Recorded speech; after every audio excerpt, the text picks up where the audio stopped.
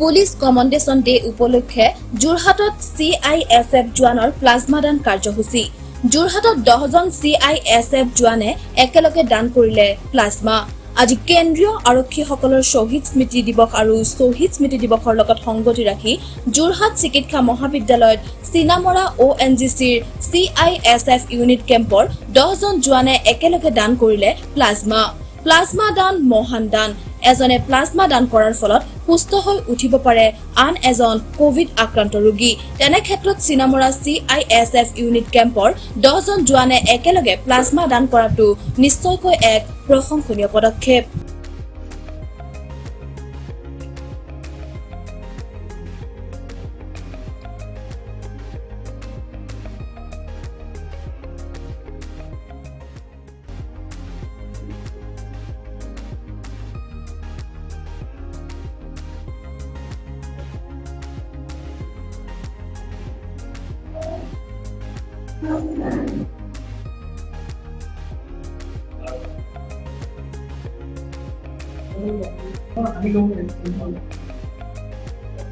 গৌৰৱৰ কথা যে আমি কিবা এটা উপকাৰ বা ডাঙৰ কাম এটা মহৎ কামত আমি অংশগ্ৰহণ কৰিব পাৰিছোঁ।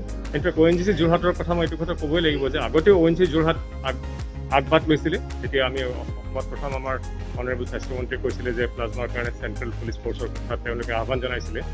চ' I think we are the first CISF আৰু ONGC যোৰহাটে আগতেও এইটো কাম কৰি আহিছে আৰু আজি এটা খুব ভাল দিন আমাৰ শ্বহীদ পুলিচৰ মাৰ্টাৰ্ছ ডে আজিৰ পৰা 21 অক্টোবৰৰ পৰা গোটেই ভাৰতবৰ্ষত পালন কৰা হৈছে। আজিৰ দিনটোত আমাৰ আহিছে জোৱান প্ৰায় 9-10 গৰাকী আৰু প্লাজমাৰ কাৰণে আহিছে। আমি খুব ভাল পাইছোঁ আৰু I think it's a very good step.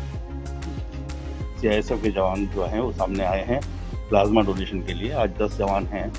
इससे पहले भी 4 जवान अपना प्लाज्मा डोनेशन कर चुके हैं। अभी जब भी ज़रूरत पड़ेगी जोरहाट को या आसपास के क्षेत्रों को हमारे जवान तैयार हैं बिल्कुल प्लाज्मा देने। धन्यवाद। যোৰহাটৰ পৰা Dipen Bora report, D news Assam.